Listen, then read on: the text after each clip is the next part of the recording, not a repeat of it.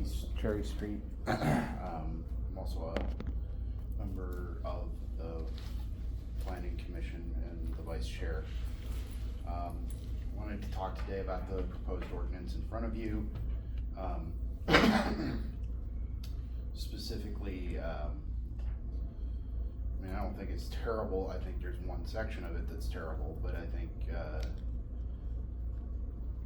it's section I, number 2, which deals with a city official making statements that are inaccurate, saying something that's inaccurate or that they know is inaccurate or should know it's inaccurate. I'm gonna just go out on a limb here and say that when Donald Trump was president of the United States and said that the election was rigged, that was inaccurate. That's you know, I mean, when you're talking about elected or appointed officials, they are entitled to their opinions, even if those opinions ask questions about process and the city's role and what the city's history may be. Those are important questions, and I think that this particular section, although the mayor is going to say it's aspirational, is going to create a chilling effect where members such as myself who have opinions will feel that they don't have the ability to freely express those opinions for fear that somebody is going to file a complaint. Realistically, I think what is needed for your board, and I've thought this since the last time I was here, is just the ability for you. The ordinance doesn't dictate how you have to investigate. You get to determine that. And so I think realistically it's just a streamlining of the process to determine if there's further investigation needed, if you're looking at it on the face of what's being presented. To this ordinance being aspirational, yes, it's aspirational. There are no punitive things that can be done. However, anything that comes out of this board can be acted on by city council or by other boards, simply based on the fact that you have reviewed it and said either yes or no, it appears that there was a violation. So I think it's disingenuous to say it's an aspirational ordinance when there are punitive ways to enforce it. You just don't make those recommendations. I would like to apologize to the board and to the mayor because I do have to leave. I have another engagement to get to, but I look forward to seeing in the future what your outcome is. Thank you. Do you want to go? Go ahead.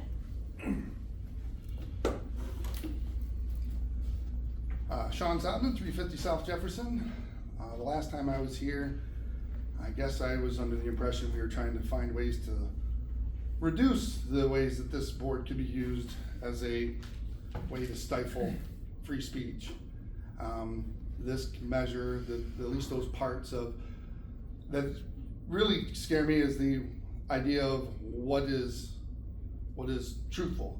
Anything stated is going to be, can be, I should say, twisted, manipulated, taken out of context, and turned into something that is not truthful by anybody who is intent on hearing you, mishearing you.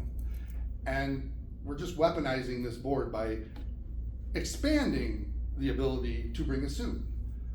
And that scares me. And then more scary is the should have known. I don't think we want to turn this board into fact checkers.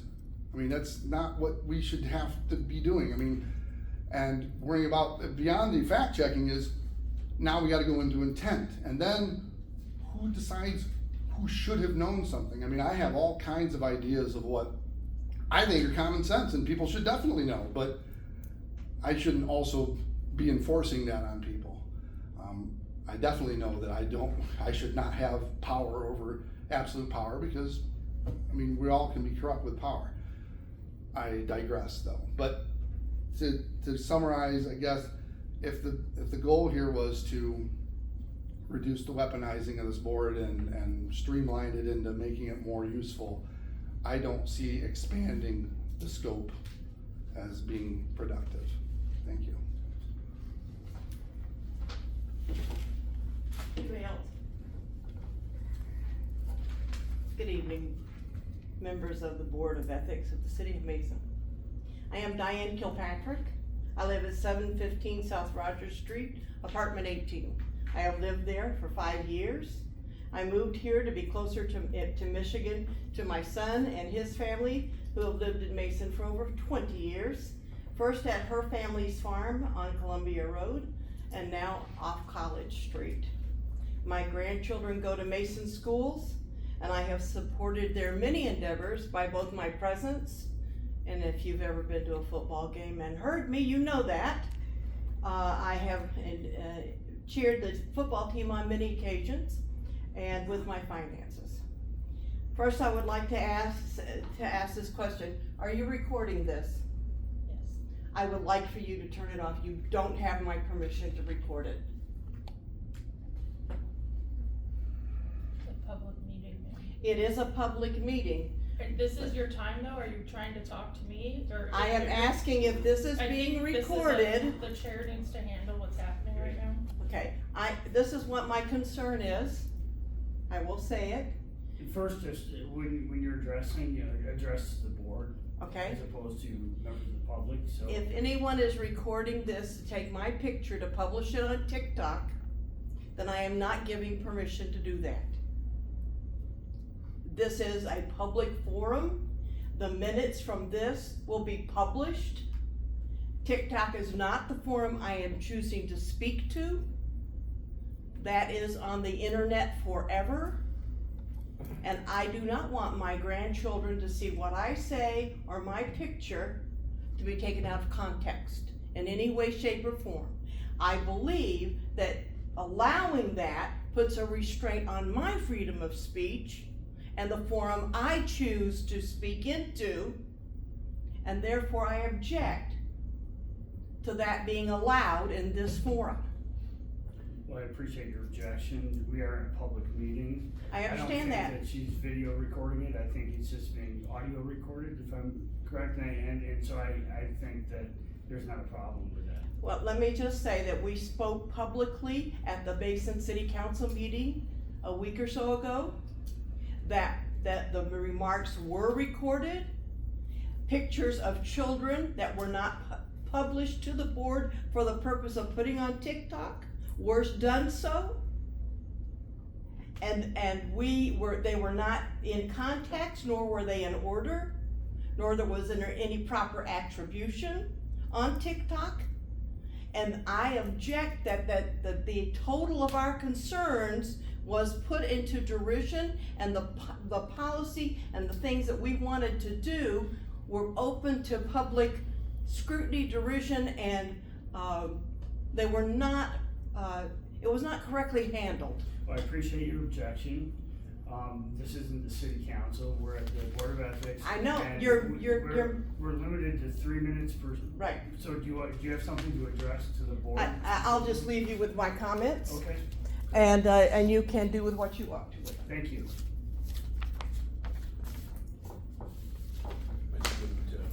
Perhaps we could get copies. Is there any other public comment? Thank you. Otherwise, we'll move on to a presentation by Mayor Whipple on the proposed ordinance 244. And this is an ordinance to amend Chapter 2, Administration, Article 3, Officers and Employees, Division 3, Ethics. Mr. Mayor? Thank you, Mr. Chairman, and Board of Ethics. This is part of our process with the ethics ordinance. Get the input from the board before we, as a council, make changes, and we've got a change that's in process. So I wanted to discuss it with you and get any input that you might have regarding it. First of all, I just want to back up. Our ethics ordinance is about 24 years old.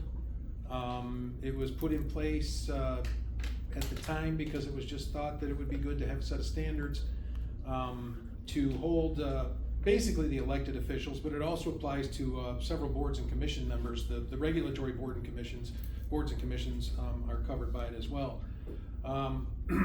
But it was intended to give guidelines. I think our experience over the past 24 years has been it's used rarely. But the times it's been used, it seems to have almost every time so almost as much chaos as it did in the elaboration or illumination of proper behavior. So the intent of this set of changes was to help that problem. First of all, the copy that you would have gotten in the packet, it's kind of in two stages, right? There was a copy of this proposed change that was presented to the city council, and for ordinances, we have to read them and introduce them first, and then we have to act on them a second time by reading them a second time and adopting them. So this was presented for the first reading and introduction, and the changes that the council saw to the ordinance at that time were the ones that are in just color, not highlighted, okay? Since that time, based on the input from that meeting, from people who spoke to the council in public comment, from people after the meeting, from the staff, and also from the city attorney, I've made a number of changes, and those changes are highlighted in yellow. So I just want you to understand the difference in the changes. So the stuff that's in yellow is the latest, and the stuff that's just colored is included as well, if it's not in yellow and struck out, okay? So I'm gonna just walk through this as briefly as I can and explain to you the intent of each change. Start right at the top, go down to the bottom. So we'll go right to, it's in section 102, we're under 5, respectfulness. This was just intended to, first of all, broaden the intent of this expectation to include comments and not just conduct, and also to require that the respect is not just for the city, but also for the institutions of the city, basically the council and the boards and commissions themselves. In section 103 there, that's a typo, basically. It should have said division all along. And then on the second line at the end, we no longer have a separate sign board of appeals.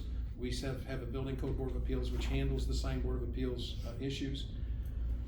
In 104, in a preferential treatment, just making some grammatical changes there. Same thing in C, that was in B, and same thing in C, and then under D, number 1, conflicts of interest, and 3 and 4 and 5. There's a change in section 104D 9. It had the wrong citation for the for this particular act, which is about city official engagement with things. I can't remember exactly what it was about, but I can tell you that 231 was not the correct section. It is 321. Another typo in F, or not a typo, grammatical change. Okay, now we're getting into the substantive stuff. You get to H under retaliation. No person or entity, that's just basically to make it consistent with the rest of the ordinance. There's other parts of the ordinance that talk about persons and entities, because an organization could also bring an ethics complaint or request an ethics opinion. Number 2 there, I think it's pretty straightforward, that city council members, no city official can threaten the city council members, or city boards and commissions, city board and commission members, or city employees. When I say that, it's to say that it's unethical to do so. It's not illegal, it's just by this ordinance, if this were to stand, it would be unethical. The next section, handling information, this is the section that the most changes have actually happened from the first reading before the council. And I'm gonna tell you right now that I've discovered that this information actually should be moved to another section. I'll be moving it up before it goes to council to the use of information section, which is section C under 2104.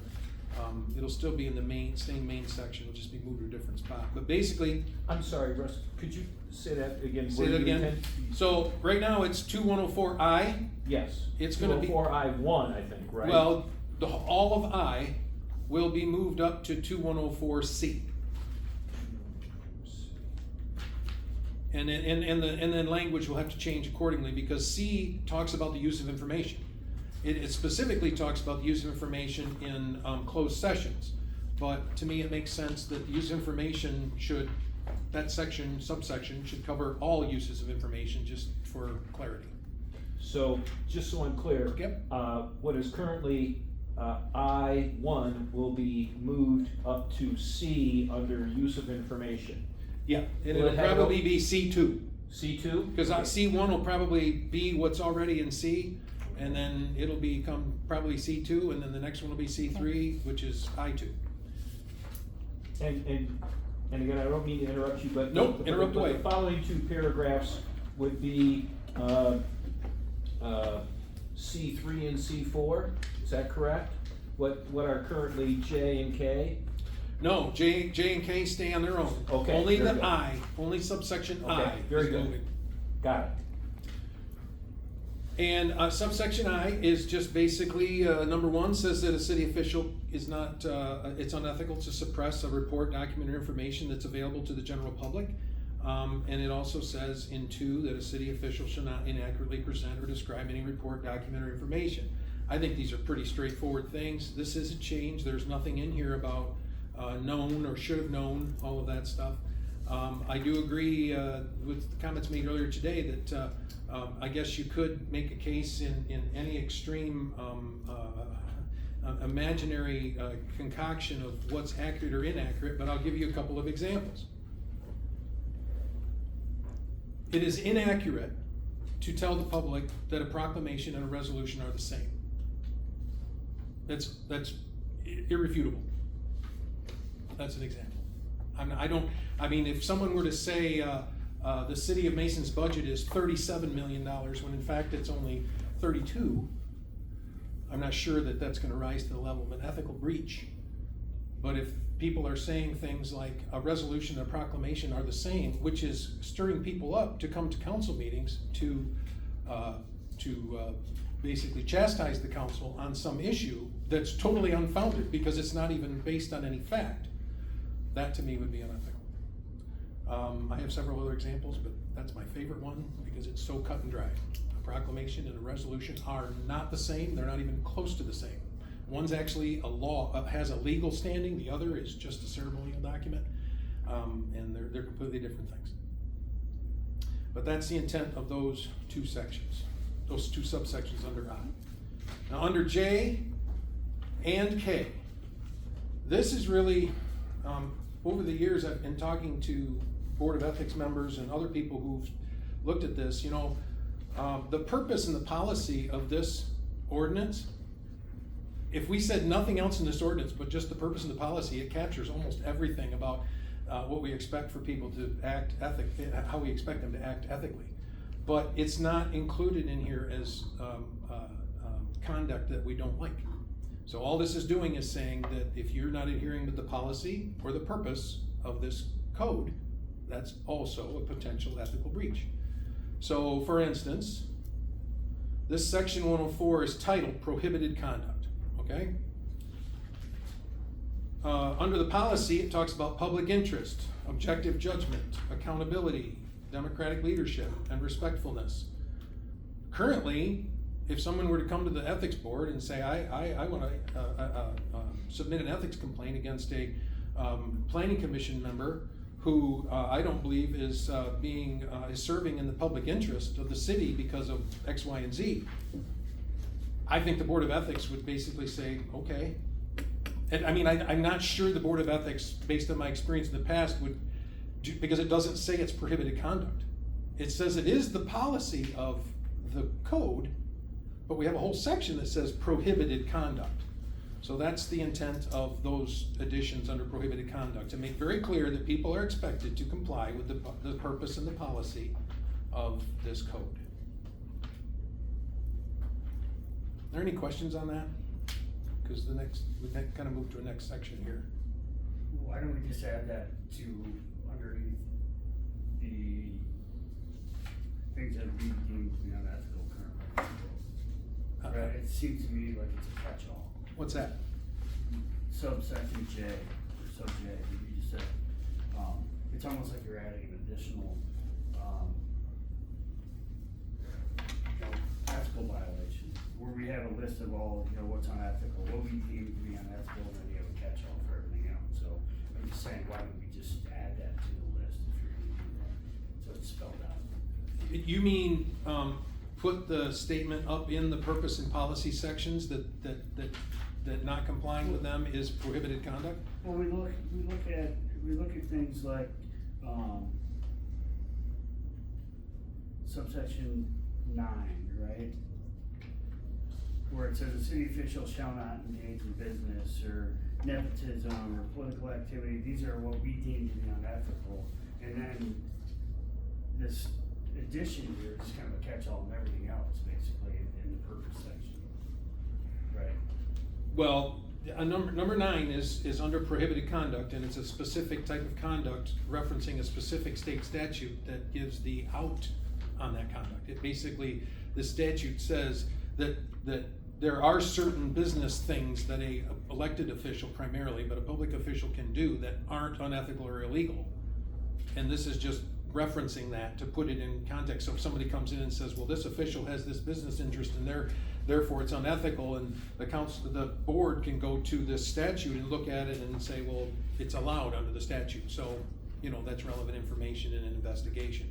So the only reason for bringing for adding J and K is because I have had members of the Board of Ethics tell me that it's tough for them to say, hey, you can't do this when it's not prohibited.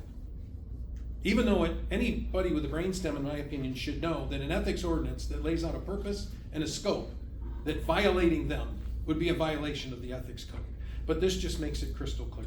Yeah, and I appreciate that, and I guess where I'm confused is basically you're codifying, in essence, for lack of a better term, section 2-101, the purpose. Exactly. Section. Exactly. Right, which talks about chargeable honesty, integrity, and openness. I mean, I don't know how we define those for purposes of deeming someone unethical. That, I guess, that would be my question.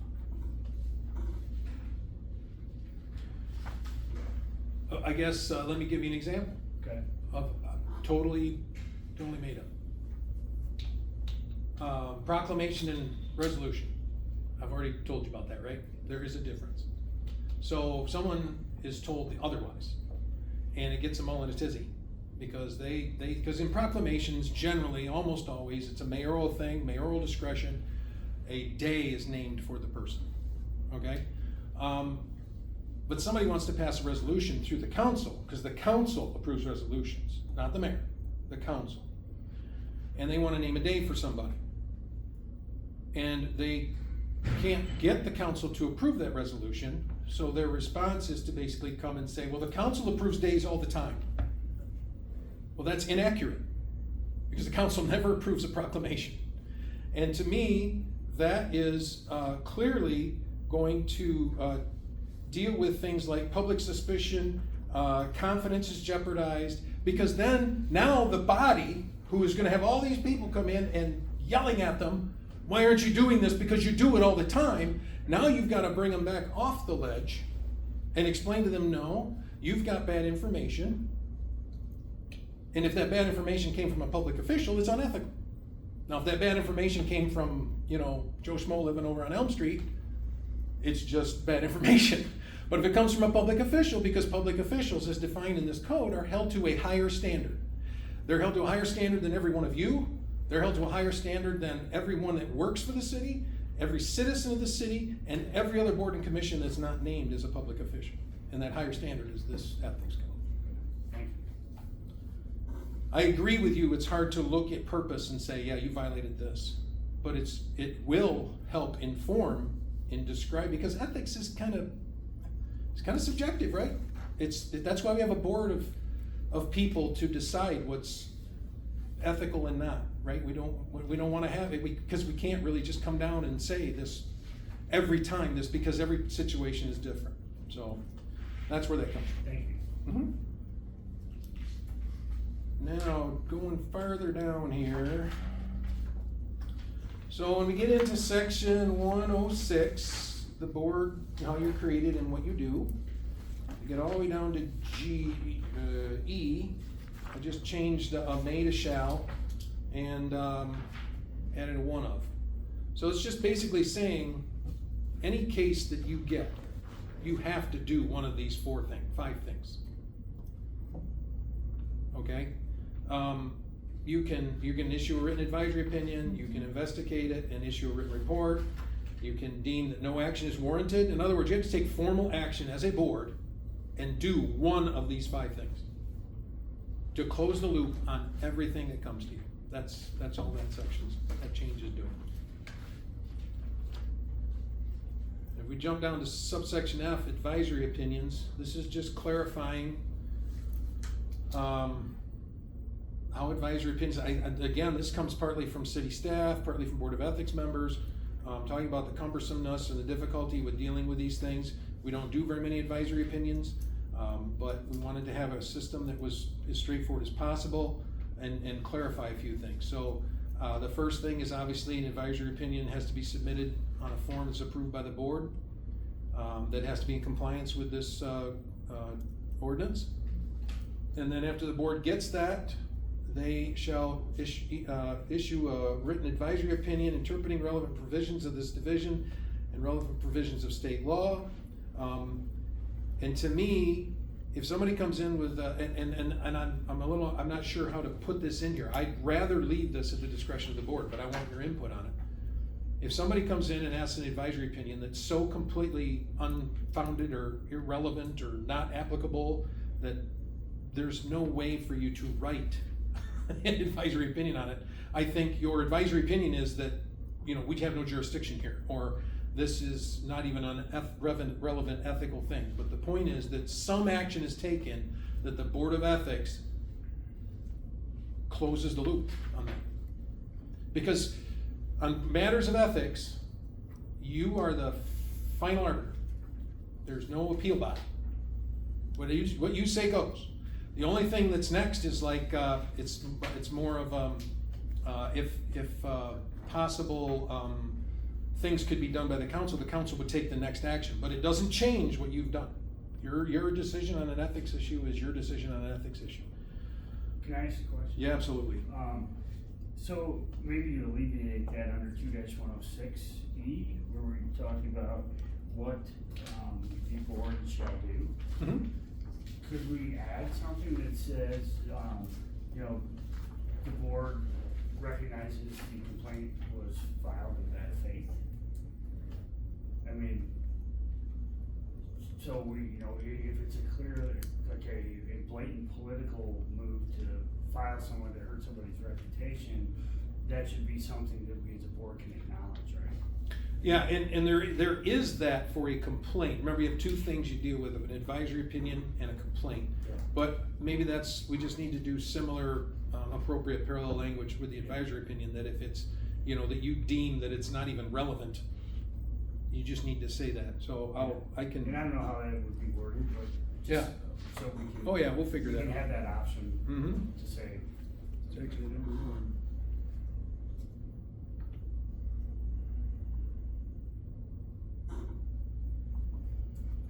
Basically, it'd be that the request itself is. Maybe if you're at a bar Give and me the got legal into term. a argument in a bar and somebody complained about that. Maybe that would be an example. Mm-hmm. Yeah. Madam Clerk, I don't know if this is the appropriate time to have these discussions, or do we have to wait under new business to have the discussion on these? Mr. Chairman, if I could comment in that regard, I have a number of questions that I would like to ask Mayor Whipple, but what I want to do is let him finish his presentation, and then I think all of us can go around and ask him questions, but let's let him finish up, and then we can ask our questions. And then by your agenda, you're going to then, as a board, decide how you want to speak as a body regarding this proposal. You could say you don't like it, you can say you like it as is, you can say you like it with the changes made as discussed, you can do whatever you want, but I'm almost done with it anyway, so. Let's see, number 3 there, what's that? F3, that's another change of section division. Okay, when you get down to G, under 106, complaints. So this is, changed a bit, again, based on input from various people. So the complaint, again, has to be submitted on a form. Once the complaint is received, the clerk is to schedule a meeting of the Board of Ethics in consultation with the chair and the members. So just like this meeting was scheduled, I know there was sent around an email, can you meet on this date or this date? That'll happen. Once that date is selected, then the clerk will send a written notice to the city official who's the subject of the complaint, informing them only that that a complaint has been received and the date, time, and location of the board meeting where the complaint will be first considered. And at the time that notice is sent, the notice is also sent to the complainant indicating the date and time and location of the board meeting. And then this is the new thing. Both notices will include a declaration that this complaint is not a public record under the Freedom of Information Act until it's received by the board, and that all inquiry regarding the complaint will be received by the board and board members only during a public meeting and in the manner approved by the board under this section, and that the clerk will not disclose to or discuss with any person or entity any information regarding the complaint prior to the complaint being received by the board. Because you can imagine there's a lag time, right? Someone submits a complaint to the clerk. The clerk then schedules a meeting of the Board of Ethics. There's time there where information can get out, someone can find out that somebody's put a complaint against them and whatnot, and now you got people calling everybody and trying to get all this stuff sorted out, and the whole intent here is to just maintain some control of this thing. And once the complaint is received by the board, in other words, once a quorum of the board meets with an agenda that includes that complaint on it, then that complaint becomes fully public. That's been reviewed by the attorney. He says it's completely kosher. He says that's the right way to do it. He said because the other way would just lead to chaos. If the clerk just talks to anybody or any person that comes in, it's going to basically poison your process. This way, the clerk's not part of your process. The Board of Ethics owns the whole thing, and you decide how it's going to be managed, just as you've done with the complaints you've had recently and in the past. The first thing you do under number 2 is you review it to see if it even warrants an investigation under this code or under state law. Again, that'd be an action by the board. If you determine that an investigation is warranted, then basically the process is what you do now. You investigate it in the manner you see fit, and you investigate. What we've clarified here is any relevant provisions of the division. In other words, it's expected that you would not expect, you might receive it, but you would not expect a complainer to tell you they violated section 106D4AI, And the reason for that is the vast majority of citizens, many board members, don't understand how to read a code. All they know is somebody's behavior strikes them wrong. And I think the Board of Ethics, that's why you exist, is to decide, is that behavior wrong or not under our code and under state law. If somebody comes in, I would rather have them focusing on describing accurately and with their own passion the behavior that they're uncomfortable with or the action that they're uncomfortable with, instead of having to get all bogged down in, well, it's this section. I think that should be left to the Board of Ethics to determine, did it violate a section or not? In other words, you'll have to know the code. It's not that long, and that's what's anticipated with this. The next section, once you initiate an investigation, you have to make sure you notify the official, the manner in which you're going to investigate. It's pretty straightforward, and it's just prior to the board approving a complaint report, you got to make sure the person who's being complained about has had a chance to speak to it. Both the person who's complained about and the person who's doing the complaining are both supposed to be kept completely informed of every meeting you have regarding the issue. And again, once you initiate an investigation, the only option is to issue a report. And so in the end, you would prepare and approve a written complaint report. that deals with the relevant, that is, as it is relevant to the specific investigation. Again, I think there's gonna be differences in how those reports look based on the complaints themselves. The board, you have 60 days to approve that from the date of the meeting when the quorum meets and you receive the complaint. So that's all been clarified, because before that was kind of nebulous, is when do these clocks start? So we've nailed that down. And if you need additional time, you can extend it another 60 days by action of the board. And then send your report to the council within 20 days of the approval. So why are we limiting the days? We don't want these things to drag out. That'd be the worst thing that could happen for everyone, for the complainer, the complainant, the city, the board, everybody. We wanna make it serious, deal with it. I suppose there's a potential, I can't see a situation where it's 6 months or 4 months is not enough time to do a complaint. I think that our past experience has shown us that. We can get them done in a couple months, but we allow for another couple months if you guys, and it's up to you. You guys decide if you add the 2 months or not. Nobody gets, you don't have to ask permission, you just do it. And then the report goes to the city council, so the council is aware of what's happened.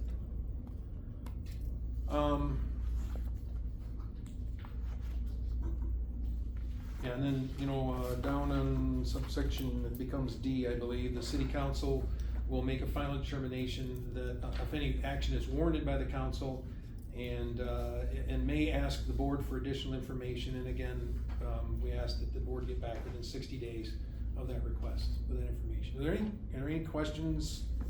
Well, let me just finish this, because I think I'm done. There. That's all the changes. So now, Mr. Chairman, I have quite a few questions of Mayor Whipple. I don't know what order you want to take us in, but I have a number of questions to put to him, so. Okay.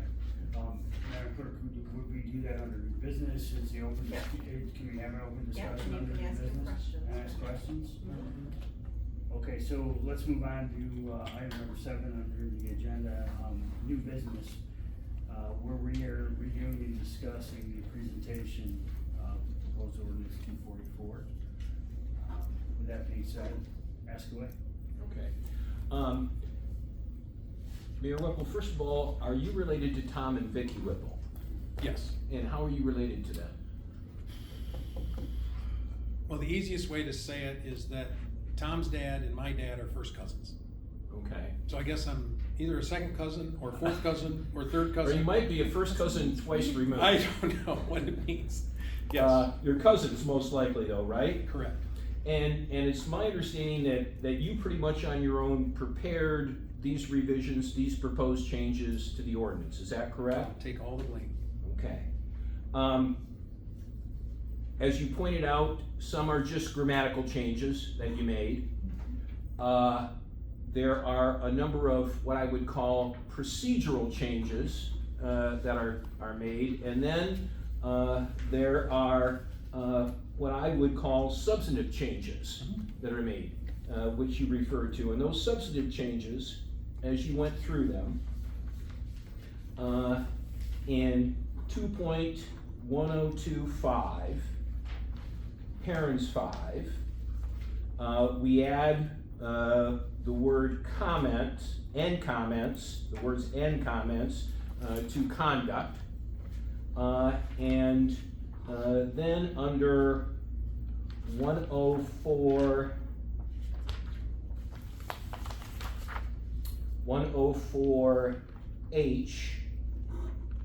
let me get to that here.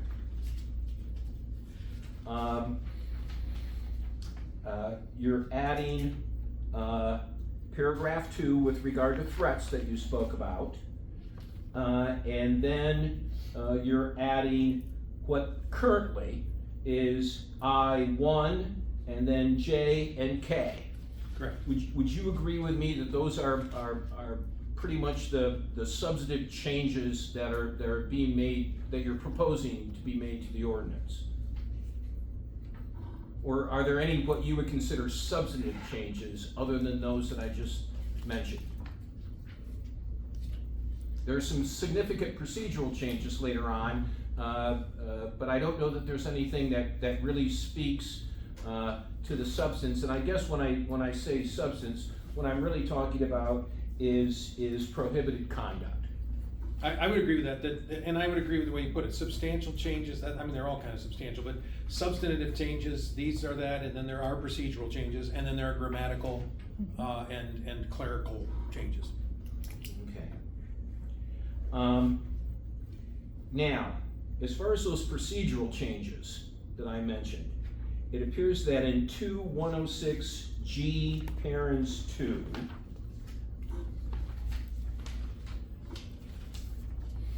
and again, it's kind of hard to, I get it. G parens 2, you appear to make the determination of whether or not an investigation should be conducted discretionary, because you say we make a determination as to whether or not an investigation is warranted. So we first of all then, before, the ordinance currently requires that we perform an investigation. There's no discretion. But it appears now that the change would make that determination as to whether or not we should have an investigation discretionary. I guess no, I wouldn't say it's discretionary, because if it's warranted, you have to do it. Because the next section says that. Upon determination that one is warranted, you have to investigate it. So warranted, if there's a better way, if you have a better way to put it, I'd be happy to entertain that, but I wouldn't call it discretionary. It's saying that you get to, because see, currently, your investigation includes an analysis of, does this even violate the ordinance? Well, And I'm splitting that up. I'm saying before you even investigate, the board should decide, does this even violate the ordinance? And at any level, I mean, at any possible scenario, is it warranted? I think that's the right word, but if you've got a better word, I'm open. So, if we determine that, by way of example, if we determine that the complaint that is submitted to us does indeed complain that the city official violated the ordinance in that they did something that was otherwise prohibited by the ordinance, then... Or could have been, because you've got to do an investigation yet, right? It's kind of a preponderance of evidence But I'm thing. just talking about the complaint itself. When Okay. we review the complaint on its face, Yep. we have to make a determination, according to you, whether or not, based upon that complaint on its face, whether or not an investigation is warranted. Correct. And if I hear you correctly, you're saying that an investigation will be warranted and that you will then be compelled, if you will, to conduct an investigation if it makes referral to some sort of prohibited conduct. At that point, it should be obvious, I guess, that an investigation is warranted, and we should go forward with an investigation, correct? I think so. You said prohibited conduct. This talks about under any relevant provisions. And there is a section called prohibited conduct. So are you suggesting that it should specifically reference prohibited conduct versus relevant provisions? Not necessarily, no. Okay. I don't mean to, what I'm trying to do is I'm trying to figure out, you see, the ordinance right now says that we should investigate it. Now, in the past, when we've had complaints, the most recent complaint and then the one I referenced earlier that you're very familiar with, Yes. we decided this is bullshit, this is not within our jurisdiction, and we've dismissed them. And we didn't even investigate them. We didn't pursue an investigation because, at least, I don't know, I was not available when this other matter, this most recent matter came before the board. But we make a determination that, and the word jurisdiction is not used anywhere in the ordinance, but we've used that term before to say that it's not within our jurisdiction because the conduct as alleged in the complaint is not the prohibited conduct. Correct. And so I guess the thing I'm trying to get in my mind is that if if the complaint comes before us and clearly makes reference to prohibited conduct, an investigation is warranted and we are then compelled to do the investigation. If we determine that the complaint does not include any sort of prohibited conduct, then an investigation is not warranted. Right, and Would that that's be one of fair? your, and that's one of your allowed actions, to deem no action is necessary on a complaint. Okay. That was one of your allowed 5 actions as a board.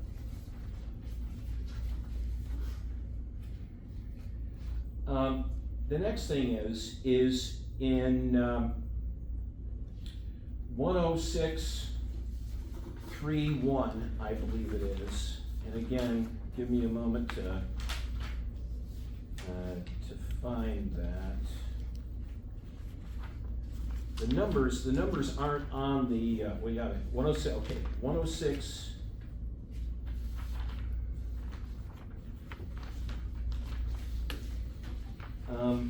What I'm referring to, 106.3.1, it's the, where you indicate that when the city official is notified of the complaint, currently, they're advised of the identity of the complainant. But as you currently have it, I believe we no longer, the clerk will not tell the city official the identity of the complainant. Is that correct? I'm anticipating the way that's handled, and if you want it more clear, I can, but once this document comes to you, it is a FOIA-able public document, so the complainant's name should be on it. So it should automatically become public. The way this is set up is that once you receive the complaint, it is a 100% public document, no restrictions on its dissemination, and the complainant's name must be on it. I'm assuming one thing the clerk shouldn't even do is accept one that if it's not signed. Okay. It's actually at the bottom, it's at the very bottom of the page that talks about complaints.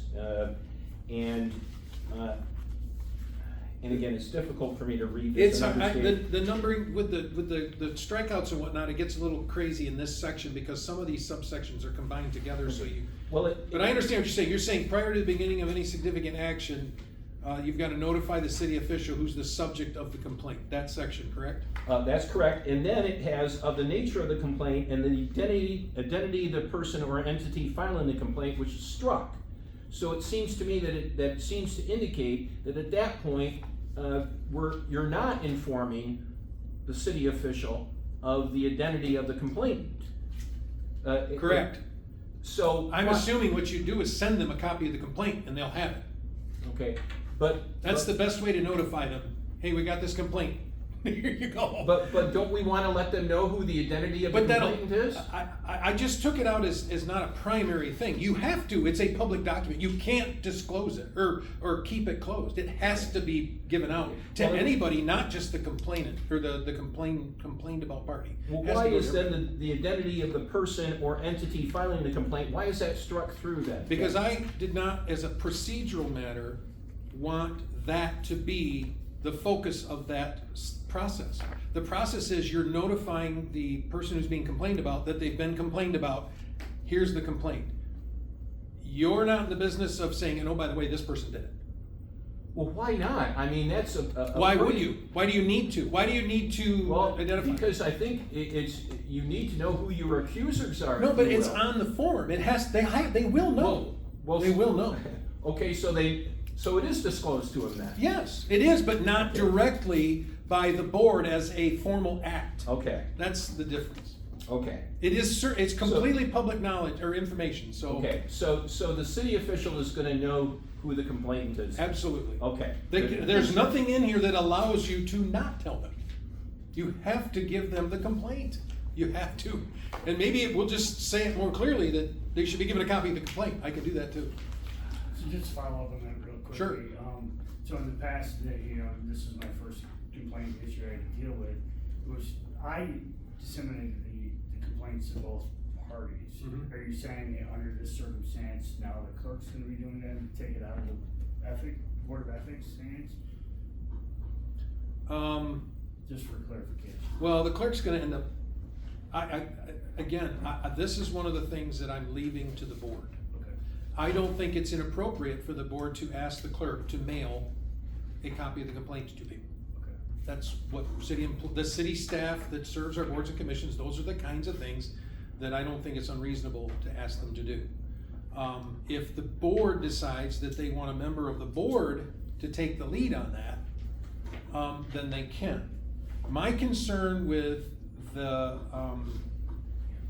one of my concerns with the process before is that it takes it, at least conceptually in the mind of people, out of the purview of the board and puts it under the person handing them the information. And so instead of somebody understanding, this is something the Board of Ethics is gonna decide, they think it's the chair of the Board of Ethics because they're the one they're talking to. I'm not saying that investigations might not involve from time to time one or two of you doing just what you did, you know, call people, talk to people or whatever, and this has been done in the past. But as far as the process of formal informing of people of things, I think that should be handled more as an administrative act. And that's just my opinion, but I believe that this gives the board the latitude to do it either way. Excuse me, Mr. Chair. Um, Hold on a second. One thing on that topic that I would be concerned with is, we are the Board of Ethics, it is our job to do the communication. I feel like, not that Sarah is unethical, but there's an opportunity for a lack of ethics in the way that that gets handed out from a city employee to a complainant and or the complainer, or the person being complained about, I should say. So where I would say is, we should own that, I believe, as the ethics board, to say that we have recognized it, we understand what's happening, and we will be moving forward in some manner. To leave that in the hands of a city employee takes it away from the board, in my opinion. I guess let me see if I understand what you're saying correctly. So you're saying, a member of this board should be the one to advise the city official of the complaint rather than leaving it to the clerk, is that correct? That's my opinion, yes. I would, Go ahead, excuse me, go ahead. I would think we might ask at our direction, the clerk, Exactly. to send the notices out. Fair, it should not go to the city official prior to us asking for that. I would agree with that. Well, it's gonna go to the city official. As far as the actual action of delivering the complaint, certainly I think it's appropriate for the clerk to do it based on our direction. Yes, that's my point. It should not be done without us, because that then takes away the ethics opportunity for the board. I have some further questions. So I just wanna understand this. The way it's written, it says literally, upon initiating an investigation, the Board of Ethics shall, Yes, that's what I want to clarify. prior to beginning any significant action, notify the city official who's the subject of the complaint. Mhm. The Board of Ethics owns it. It's right there. The Board of Ethics shall, but the Board of Ethics can do that by asking the clerk to send the following.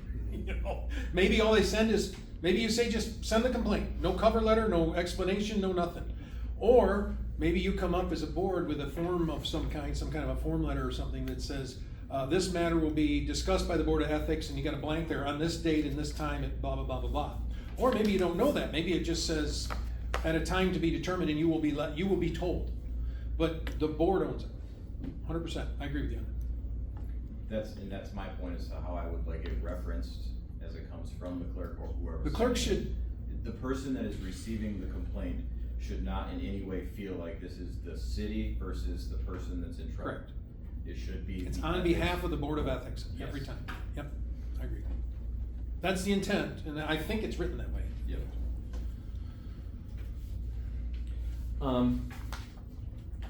I have several more questions.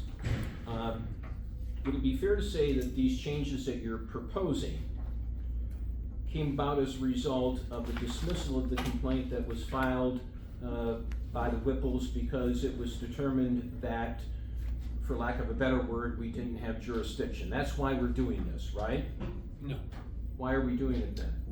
I mean, the events that went into that case played into it, but this comes from, past, situations and discussions about process and whatnot, just in general on how to deal with the ethics stuff. So we would be here tonight even if that complaint had never been filed?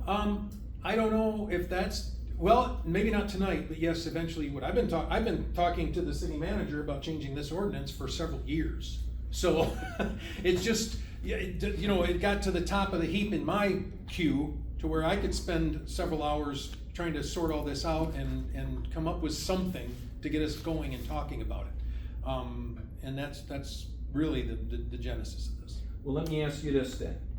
Do you believe under the proposed ordinance with the proposed changes that you've made, and again, I'm using this term even though it's not used in the statute, but are you saying that we would have then had jurisdiction under the complaint that was most recently filed? Do you believe that we would have jurisdiction if the statute, if the ordinance was as you now propose?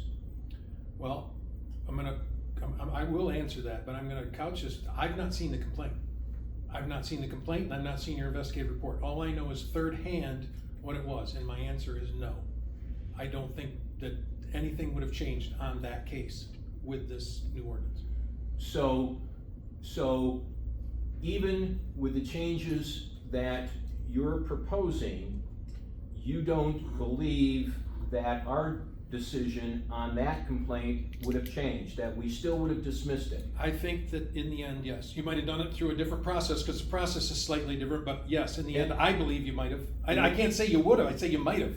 I think you could have. I would have probably started there, unless somebody could convince me otherwise. Okay. But So- again, this is only based on what I know, which is I have not seen a complaint. Well, here,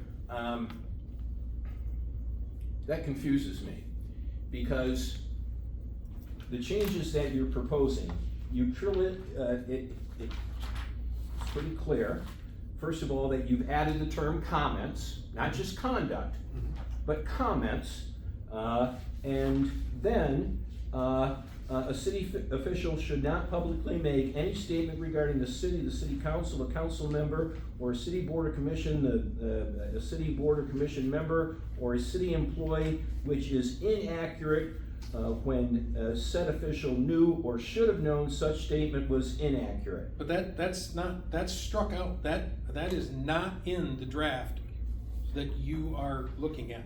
That is, if you look, those words are all struck out. That section literally reads now,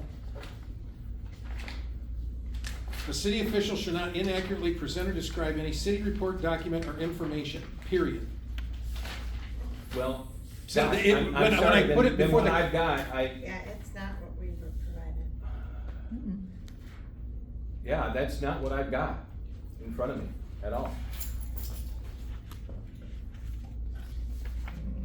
Yeah, well, this comes from us trying to track, multiple levels of changes. Because it seems to me. I don't know how that happened, because unless it was when I printed it from Word, because I'm looking at the Word document of that, and it clearly shows it struck out. When I made it a PDF, maybe something got lost in that. Well, But I can assure you, it stops at the word information. well, the thing is that the allegations that were made in the complaint most recently, that the changes that you are proposing that I just referred to seem to clearly target those kinds of comments, those kinds of things that were said, and is being proposed so that if comments of that sort are made in the future, that it could indeed be considered prohibited conduct and could indeed warrant an investigation, and if a complaint is filed. But again, it's not part of what this council will see at the second reading. In fact, here's how I would explain it. It's my understanding that the complaint you got in a nutshell was that Councilmember Vogel had called the city racist or bigoted, and that wasn't true. I don't believe that that's a statement that can possibly be determined in fact. You can't, that's an opinion. Well, purely. exactly, thank you So- very much. so I that's agree why- with that completely. So that's why the statement is, it has to be something you inaccurately represent that is a report, a document, or information. Well, you see, So I don't that's have the that in difference. front of me. Well, you do, you just don't have the strikeout after the word information. Everything after the word information is struck out. Well, Yeah, mine is.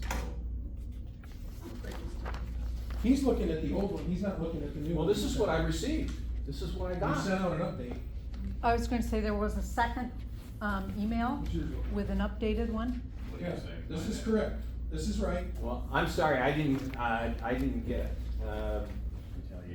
And if I did, Bill, I assure you, with every fiber of my being, that that is not going to be what it originally was.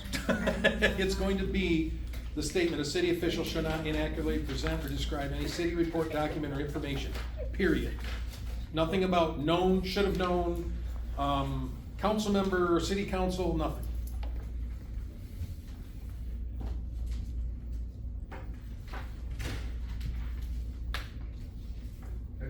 so, I guess my presumption, based upon what I had in front of me, was that this was clearly targeted to bring within the terms of the ordinance the statements that were complained about by the Whipples. You're saying that would not be the case? I say it again, I would have dismissed their complaint too, based on what I know of it. But I didn't do any investigation, I did talk to them, they contacted me before they did it and kind of explained something, because they wanted to know the process, and I told them the process. But I have not seen it, but doesn't sound like anybody's disputed my explanation of it, so it sounds like I have a pretty good understanding, and I would have dismissed it. Remember now, we need to move on with some other members. Yeah, thank you. We can wrap it up, thank you. If you can give me just a moment so I can. Does anybody else got a question while he's looking? Well, I guess I do. One of the things that I liked about the ordinance, the one from 2021, not from 23 years ago. Prior to 2 months ago when I Right. started messing with it. Well, no, one of the things that I liked about it is, even if you're a layperson and you read it, prohibitive behavior is kind of spelled out clearly enough that I think an average person could read it and understand it. Mhm. The inclusion at the end of prohibited behavior in the modified one here, that talks about adherence to the purpose and adherence to the policy. I understand the rationalization behind it, but it seems like that is much more nebulous to understand and pick out and say, gosh, is it that? Because your purpose is pretty clear what we're trying to get across and do. But it's not a clear-cut definition like the other pieces of prohibited behavior when you Would list you- it that way. Would you agree that the policy is more clear-cut? Yes, I would. I'm gonna be honest with you, I know some people don't believe this, but this was my first go at this, and I threw the kitchen sink at it. And I'm not wedded to all of it. And I could easily strike the section that makes the purpose of prohibited conduct. But I do think that the policy is clearly the types of things that could be considered prohibited conduct. They're pretty easy to relate to actual actions and speech. So I personally, I could And you know, the other piece. delete I think that, J. from my perspective, I would be in favor of that. Excuse me, I wanna ask, I'm reading what has been handed to me as the most apparently recent version of that particular provision, and I don't see how it is any different from what I have in front of me. A city official shall not publicly make any statement regarding the city council, a city council member, a city board of commissioners. You don't have the right version. I'm sorry? You simply don't have the right version.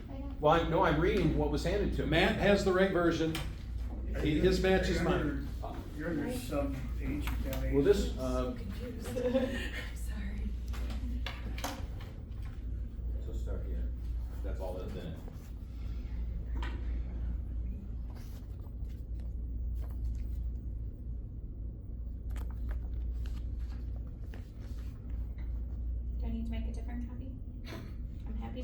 well, yeah, this is substantially different from what I have in front of me. Okay, so, I'm sorry, just let me read this to make sure that I understand it correctly. Which I know this is gonna change in its location, but handling information, a city official should not suppress any city report, document, or information available to the general public. A city official should not inaccurately present or describe any city report, document, or information. And so, what I was reading previously is completely struck then, is that correct? Correct. Okay, all right, thank you. I have a couple questions, Mr. Mayor. Sure. One, I wanted to ask if the city attorney could render an opinion on a couple of things. One, Freedom of Information Act and the Open Meetings Act. So I wanted to know whether or not, are there any instances where personnel information can be withheld? Because you said several times in your thing that once this is a document, it's out for the public under FOIA and everything else. I believe there are certain instances within state law that govern both open meetings and FOIA that would allow you to not disclose certain pieces of information, especially as it deals with personnel and city officials. So, I'm sorry to interrupt, but city official is very specifically identified and Right. defined in here, and it does not include any city employees, Okay.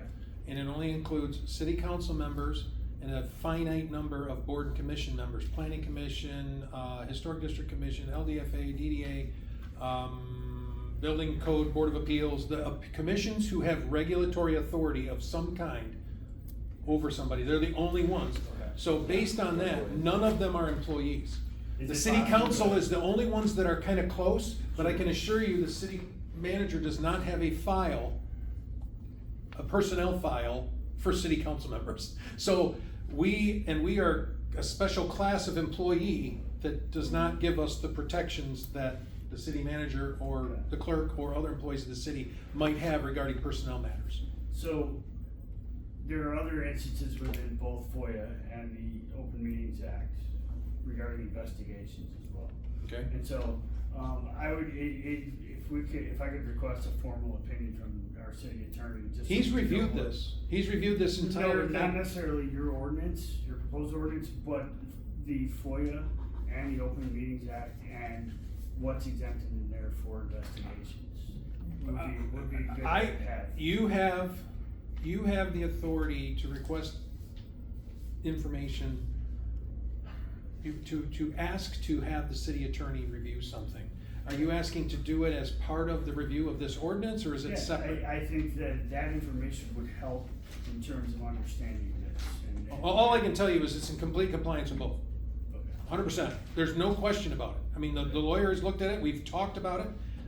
It's been evaluated and analyzed, we've seen other codes similar. There's nothing in here that's, the only thing it even touches on the Freedom of Information Act is where we categorically say that a complaint is not a public record, that's the determinant. It's not officially a public record until you see it. And that makes sense, right? Just because the clerk has something in her hands doesn't make it public. What makes it public is when you meet and talk about it. So under the Freedom of Information Act, the only documents that are free are public records. So it doesn't become one of those. So you're asking that to get hold of the city attorney, but I'd like it on public record here, because it would help, just an opinion, a matter of opinion, so we can clarify. If you're what gonna, exemptions there are in FOIA and Open Meetings Act for investigation of personnel that's used and how that's defined under state law. and I think that actually the clerk can probably answer that all for you, but I'm not gonna tell you what to do. But you are very familiar with the Freedom of Information Act, the Open Meetings Act, and have documents that explain them ad nauseum. Okay. You wouldn't even need to go to the lawyer, but, So another question too, and I hate to be throwing wrenches here, because I've read through this and it's, changed and fairly, I don't mind most of it. But in order to avoid some of the situation where we have, hey, the cat's out of the bag, there's some investigation of somebody, and they may or may not have made that statement, where someone could do it for political purposes and such, why couldn't we have the city attorney review all complaints before they send it over to the Board of Ethics? I mean, I had a conversation with the attorney for the MML, this week, and they do it all the time. So, rather than the ethics complaints going directly to the Board of Ethics, why can't our city attorney that we pay make those determine whether or not they're frivolous or not before it gets down the road here? I have no problem actually asking him that for his opinion. I'm pretty sure I know his answer because we've discussed it at least peripherally, but I will tell you this. The intent of this was that a citizen group would determine what ethics standards were, not the city attorney. Sure.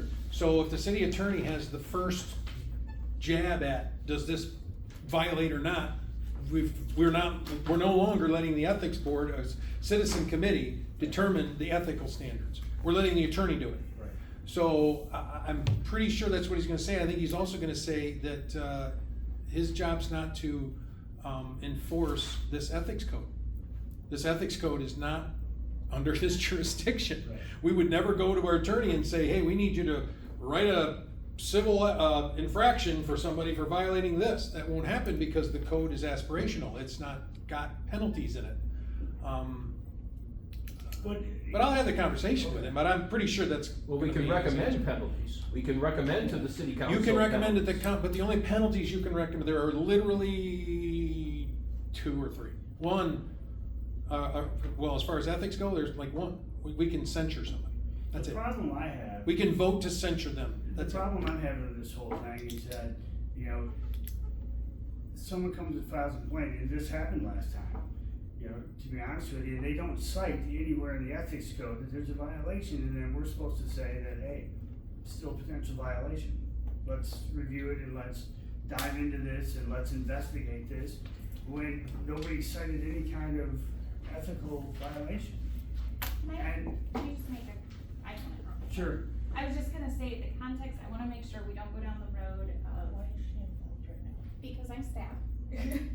And staff from a perspective of, we've been in the meetings with the attorney, I don't want you to think that the mayor was meeting with the attorney without, we discussed this in ethics ordinance in particular, which we had these discussions when we amended it before, I don't know if you guys remember, of it's really critical that staff is not a part. And you gotta remember that the city attorney and the city manager are the only staff that are employed by public officials. And so having the city attorney weigh in on whether something's frivolous or not against the people that hire him puts him in an impossible situation. Good point. In the same way that the manager weighing in, that's why I am not the person at your meetings. It's because these are my, employers. And so if I was put in a position to determine whether something's frivolous or not before it even comes to you, there's definitely opportunity for there to be pressure to dismiss ethics complaints. and I appreciate that, I'm not suggesting. Yeah, that we do get conflict, this- that's what I meant with Yeah. like, why are you talking, because that exactly is why. Anyway, And I'm not, there was just a suggestion that I'm trying to avoid something getting here, something getting disseminated, and then there's no merit to it. Let- The cat's out of the bag, so to speak, and it can hurt somebody politically, can burn their character, whether or not it's true or not. So people can then use that as political fodder in election year, so to speak, and what's stopping just filing ethical complaints? I mean, what's stopping them doing it? well, I agree with you completely. I'd love to come up with a way, but we have this little thing called the state constitution, the Freedom of Information Act, and the Open Meetings Act. Yeah. And they limit what we can keep secret. And that's And exactly why I'm basically, asking that opinion. Well, and I'm telling you, I'm not gonna bother the attorney with something I absolutely know and have already been trained in 50 times myself, not as a lawyer, but as a public official. We can't protect that information, period. The only level, again, I've already said it, when it becomes a public record, Okay. officially, it's open to the public, and it's not officially a public record. We're allowed to define that in this case until you get it, not when the clerk gets it. Okay. And so when that happens, it's a public record. And I agree with you. I don't want this to be used as a hammer. That's why I was not happy about the last one that you dealt with, because I didn't think it had any merit or any relevance. But that doesn't mean there aren't other circumstances that could very well that need to get some advice or input, if you will, from the citizen committee on, yes, this type of behavior is ethical for these reasons, and maybe your report, and in fact, I think this is what's going to happen most of the time, because it has so far, whenever reports have been issued, is going to end there. It's not going to say, and we think you should censure this person. It's just going to be, yep, we find this conduct for these reasons to be unethical after all these findings in our investigation, and for these reasons that we didn't think it was right, and it violates this section of the code and this section of the code and this state law. That's what we want, because what it does over time, if we get these, that defines the standard. That defines what the standard is. And one other question, if we could, I don't know if we could add, if you guys thought about this, can ethical violations be contributed to social media? What do you mean? Well, can we add social media in there as well? Somebody, a city official using social media to commit ethical violations? I mean, is that? I guess my understanding of social media is that it's considered speech. So if you put something on social media, Spoken word? That's speech. It's you speaking and it's you commenting. So if it's in violation of the prohibited conduct in here, then yeah, I guess it would be covered. You know, any social media, anything. You know, a letter to the editor, which they don't happen anymore because there's no newspapers. But one of the things that I think we should think about is, and I'm thinking about the last complaint that we received. When we have a form, and it does state you need to identify where the violation occurs. Well, when you get that form that night, I'll be honest, for me, it wasn't until the next morning when I was reading it, I'm going, this doesn't even correspond to the ordinance. And I know that Mayor Whipple had talked about he didn't see that as important, but I do. I think that is important, and I think we, as a board, if you get a complaint, and it isn't one of the prohibited behaviors in our ordinance, we shouldn't even necessarily investigate it. You know, I mean, we should not, yeah, we should not have to even investigate it. It should be dismissed at that point. Now, if the complainant wants to come back and file a valid complaint, then we could look at it. I would like to see something like that within it. Because in the last case that we dealt with, even without it, we tried to investigate, tried to get the information, and couldn't. And it just seemed, in hindsight, that it should have died at the first meeting. well, and it could have, in my opinion. Again, you're a group of citizens who volunteered, thankfully, to sit on this board and do this. As a body, you decide a lot of your own rules and whatnot. But here's one thing I would caution you on. One of the things that I don't think is probably the best way to deal with this from maintaining public faith in our process is to expect people to be lawyers to submit complaints. And you would have to have a legal type thinking mind to, in some kinds of behavior and comments, to be able to cite specific sections that were violated versus saying, this was done and I think it was unethical.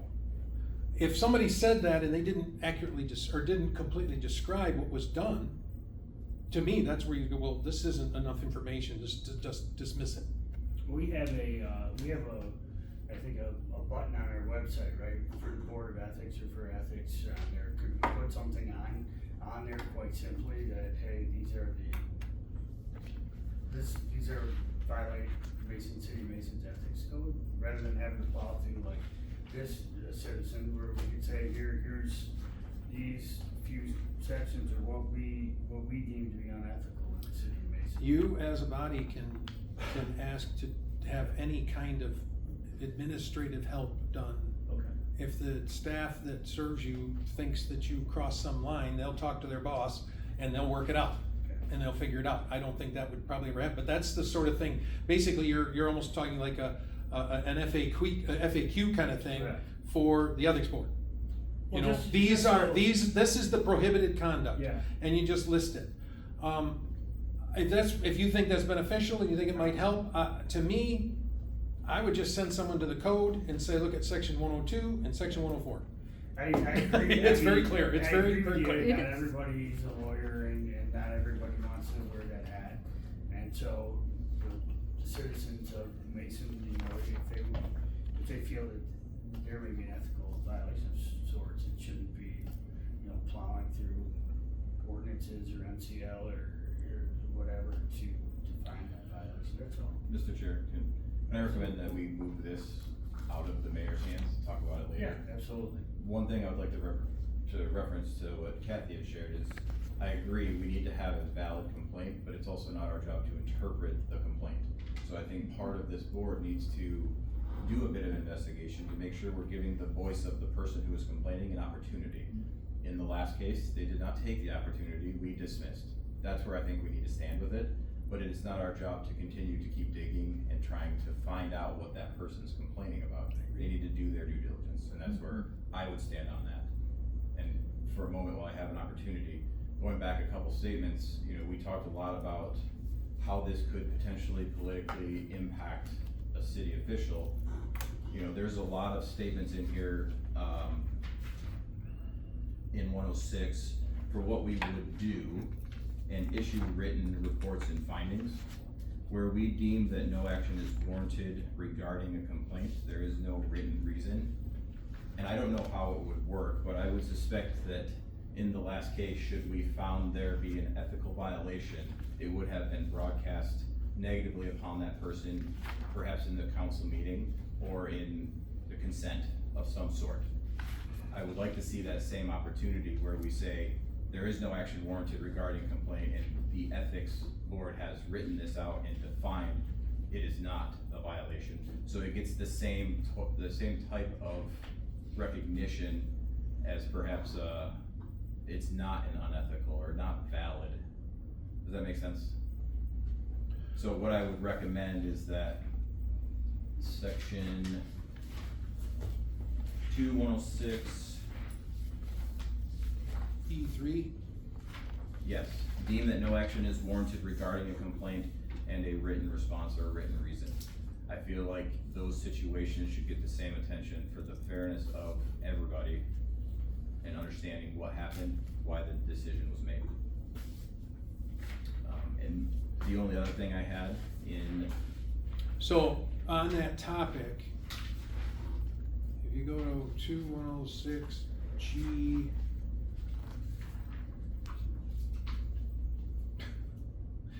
G3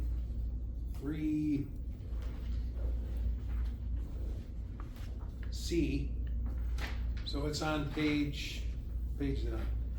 we don't have page numbers. Well, the 9th page, second to last page, kind of the bottom of the center. Center, go down, it says recommended actions shall include one of the following. There's dismissal of the complaint as having no merit. Okay, this is enhancing what you just read. This is more, this is about just complaints. Yes. The other one was the things you have to do. And this is what you have to do when you're doing one of those things under a complaint. So you dismiss the complaint as having no merit. I would expect that you would explain why you say that in your thing. The other one is no action. And a no action recommendation shall include a supporting explanation. So I think it already covers what you're saying.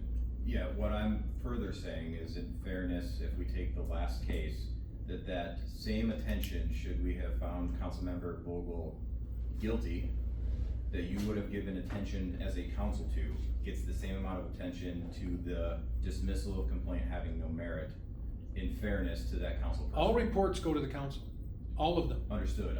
If you initiate an investigation, the council's gonna get the final document. So we're gonna see your final determination on anything. And would that be publicly announced in the same way? It's gonna be in a council packet, it may be in the consent calendar unless somebody wants to pull it off and talk about it, but Okay, it's fair. gonna be in a public document.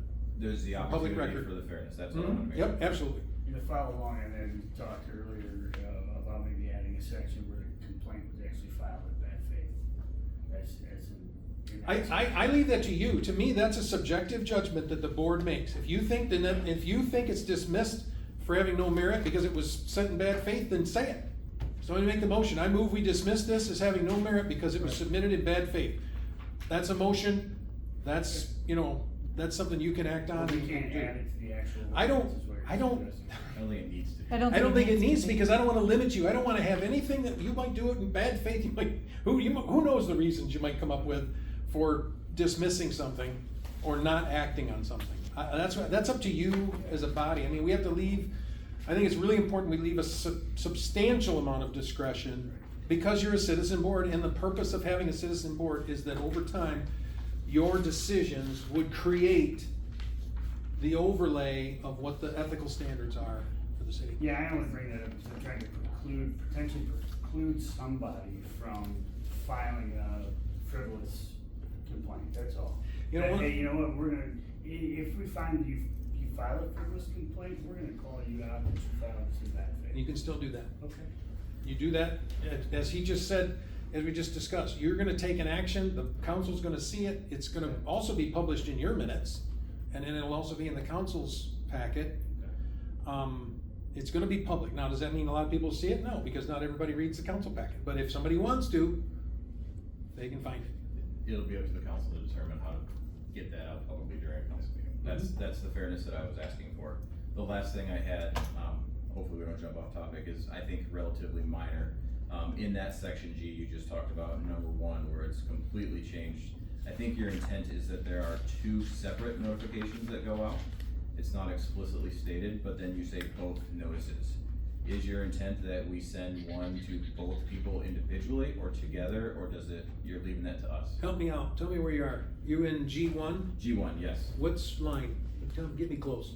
At the time notice is sent to the city official, a notice shall also be sent to the complainant indicating the date, time, and then it says both notices shall be. So I could. Yes, both You want notices. 2 separate notices, not the same one. Is that the intent of this, or are you leaving that to us? Well, the notice would be the same. The notice is the same, it's gonna just goes inform to them both just parties. Both parties. that there's a complaint, I mean. Just goes to both of them. Not that the notice is different, that you want, I could send one email to you and the complainant complaining about you, explaining what it is. Hey, Russ, welcome, here's your complainant, here's Russ, this is the issue. Or, Russ, you've been complained about, complainant, I've informed Russ. Or is your intent to let us determine that? Cause you write it as both notices, which indicates. I anticipate 2 separate notices, that there isn't an email sent to the complainer and the complainant. Yeah, and I And understand. or the complainer and the subject on the same email. I think that, if. Better blind copy it I if don't you are. think we need to write that. I don't think we need to write that in there, but that should never happen. It's semantics and I wanted to understand. On the your first intent. notice, now after the first notice, I think notices could go, cause you're just giving notice that we're having a meeting. It could go, but if you, my physical address is public record, right? I don't know if my email address is. My city one is because I'm a city official, but my personal email address, I don't know, is that a public record? So I think because there's a question, you shouldn't send that address to somebody that, My point is, Shouldn't get it. perhaps not this group is ignorant enough to do that, but this is a citizen board that long term, you could get somebody that says, hey, it's easier for me to send one email. that's why you let the clerk do it. Yeah, fair. That's the other reason you let the clerk do it. Will the other 5 people that sit on this board in 3 years, assuming we all leave, get this same message?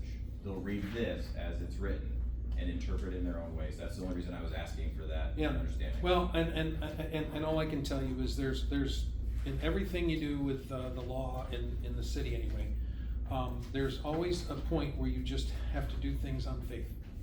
We can't Fair. legislate in words every single action by every single person. I'm open to suggestion if there's language that you wanna change, but to me, that would be a little bit of overkill, because it does say both notices. I think it's clear. There's 2 separate notices.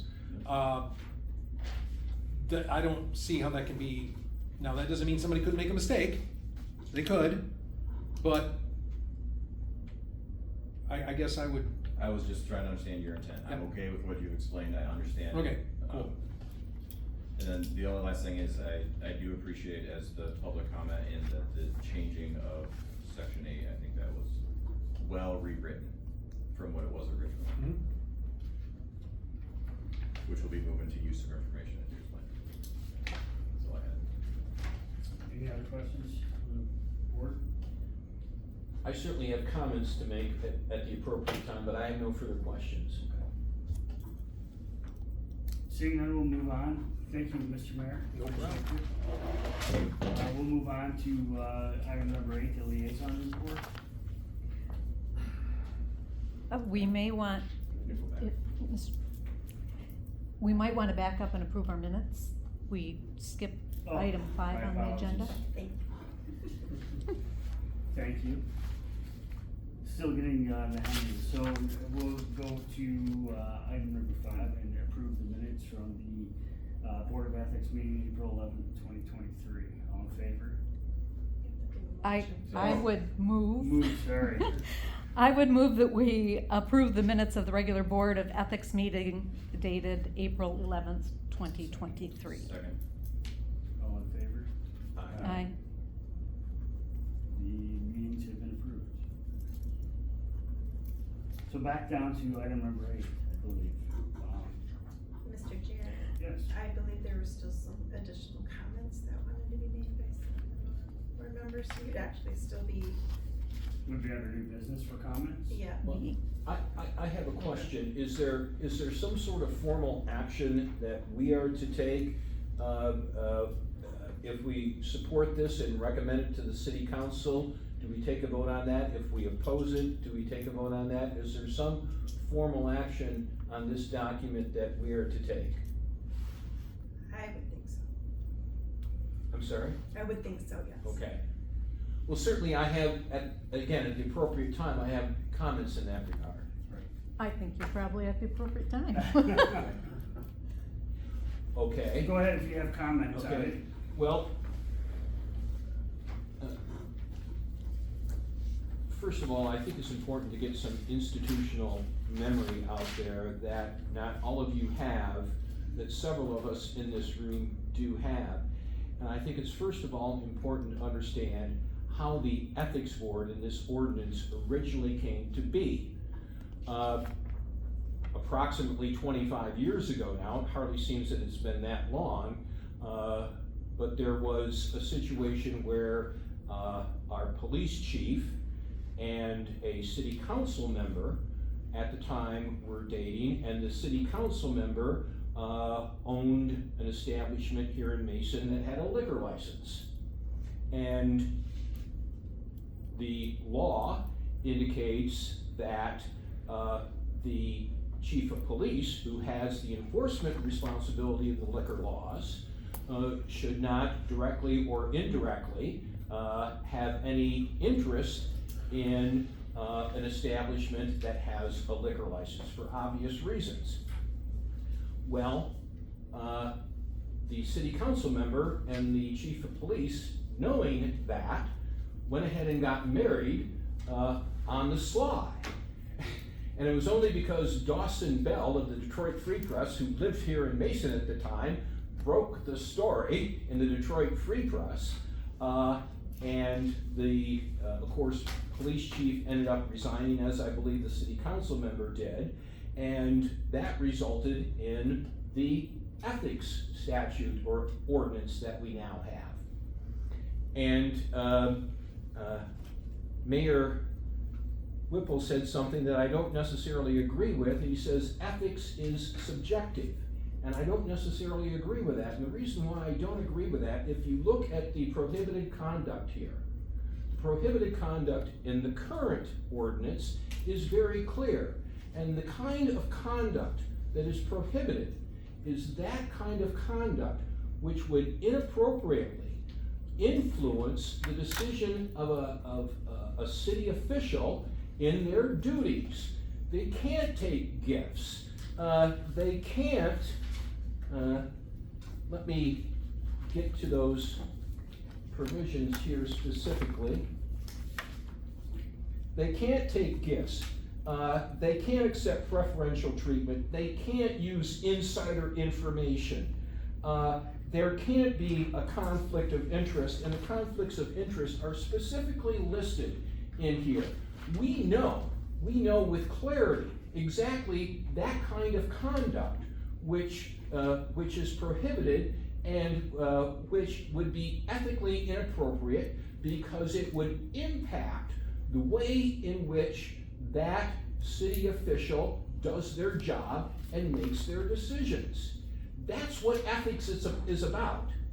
Now, we've had, in my recollection, and maybe Kathy can correct me on this, but we've only had 3 occasions now Agreed. where we have had matters brought before us.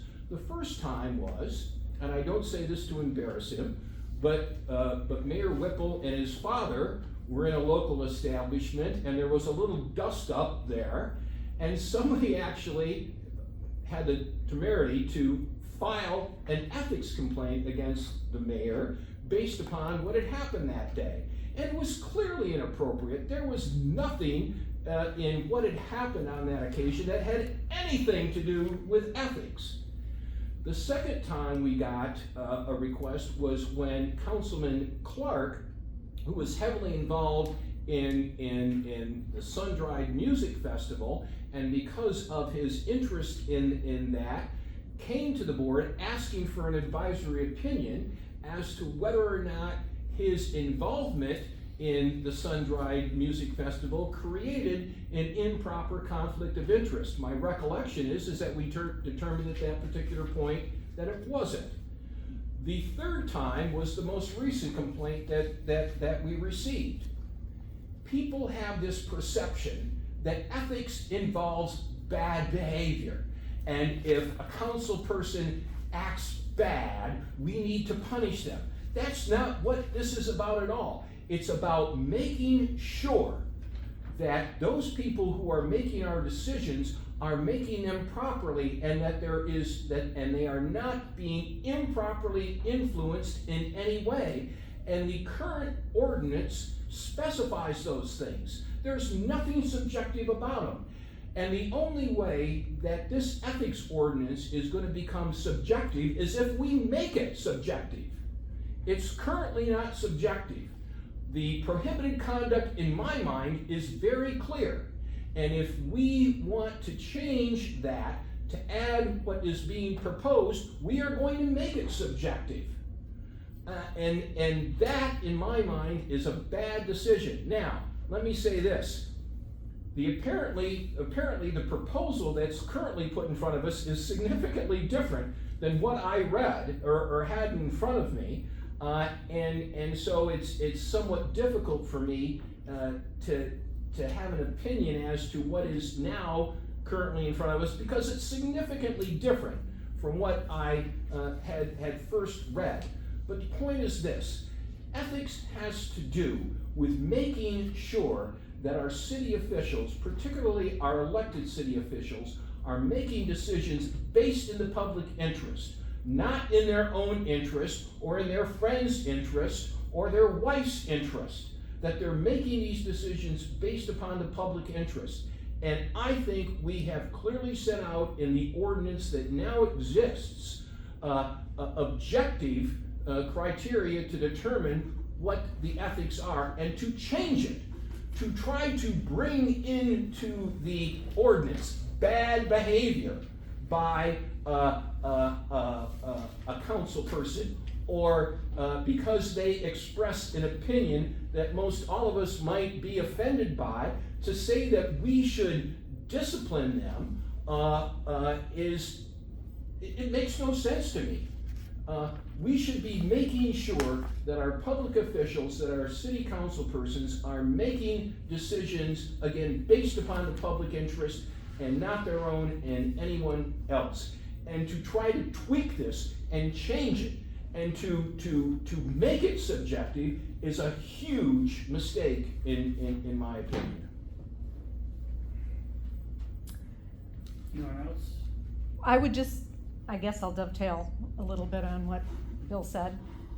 I think you got at the heart of my worry of adding the adherence sections to purpose and policy.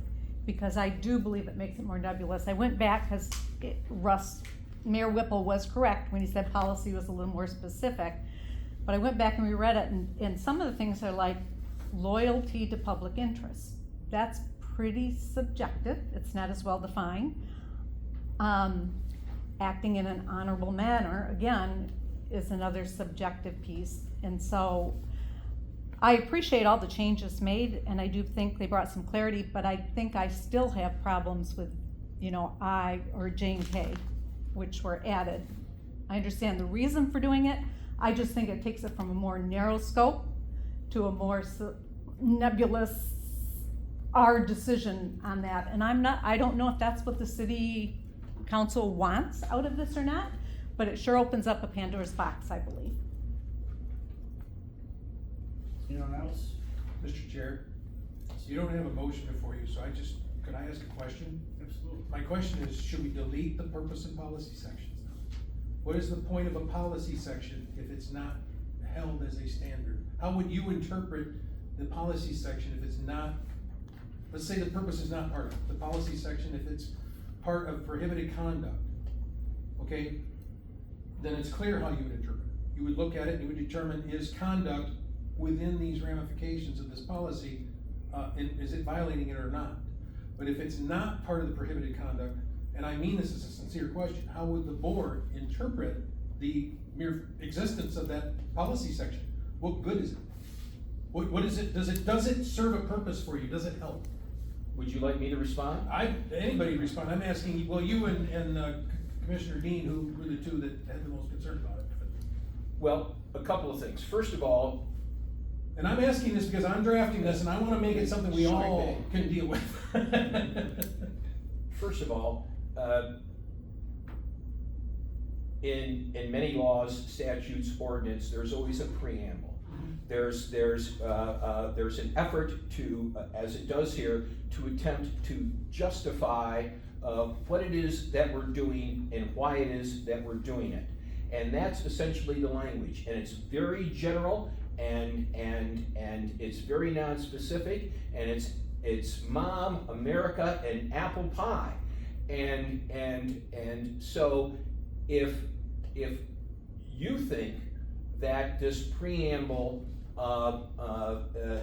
is not appropriate or is not accurate or does not express the purpose of the statute or of the ordinance, then I think we should indeed change it and should make it much more specific as to essentially saying the trust of the community in our city officials is that they will make decisions based on the public interest and will not be influenced in any way by other sorts of interests or what might be considered inappropriate influences in their decision making. Now, I don't know. I could maybe sit down and write something up. I'm not necessarily offering to do that, but all of this flowery language in this preamble, I think, doesn't necessarily serve a purpose, and maybe it should be more specific in that regard. That's my response. It sounds to me as if you're taking any kind of speech out of what is ethical and not ethical. Is that right? Well, yeah, I don't think, well, let me say this. When the complaint came to us regarding Mayor Whipple and his family, the thing I said at that time was that the remedy in that situation is at the ballot box. That's where your remedy is. And if you don't like what a particular council person is saying, if you think it's complete BS, or even worse than that they are lies, which seem to be accepted to a certain degree nowadays, then your remedy is at the ballot box. It's not in bringing this kind of complaint in a forum where the complaint shouldn't even be recognized. So, yes, the answer to your question is yes. If someone is saying something outrageous at a council meeting that everybody knows is ridiculous, then it's up to the voters, it's up to the other council persons to hold that person accountable at election time. Mr. Chair, and I'm asking this sincerely, then why do we have an ethics ordinance? We have, because What changed, because I can take what you just said and apply it to every single prohibited conduct in here. Every one of them. I can just say, well, just deal with the ballot box. And this is a person who argued against the ethics ordinance when it was adopted. I voted for it, but I tried to talk people out of doing it. So, go ahead, well, please. because tell me. I think it was appropriate. We didn't have it at that time, but if we'd had an ethics ordinance and an ethics board at the time when Chief Fleming and Jackie Lawrence decided to get married, knowing full well that was in violation of the law, we could have held them accountable. That would have been very appropriate under the circumstances, because what they were doing was creating a situation where both the city council persons and the chief of police, their actions potentially were being compromised by their marital relationship. That kind of thing is clear, and they certainly should be held accountable in a circumstance like that. If I'm on the council and I'm taking gifts from some developer who wants to put in a new apartment complex, clearly that's a violation, and I should be held accountable. So yes, there are things, the prohibited conduct there is exactly the kind of thing that we do want to prohibit, because we don't want our public officials to be influenced by anything other than the public good. But why not speech? The two topics. Because speech, well, for a number of reasons. It's restricted all the time. Well, I'm sorry? It's restricted all the time. So we're hearing these arguments that we have free speech, First Amendment rights. It's restricted all the time. The state legislature does it, the Supreme Court does it, and we don't have carte blanche. So to have the ability to restrict free speech at certain times when it becomes unethical, it happens all over. Well, to answer your question, clearly you can't yell fire in a theater.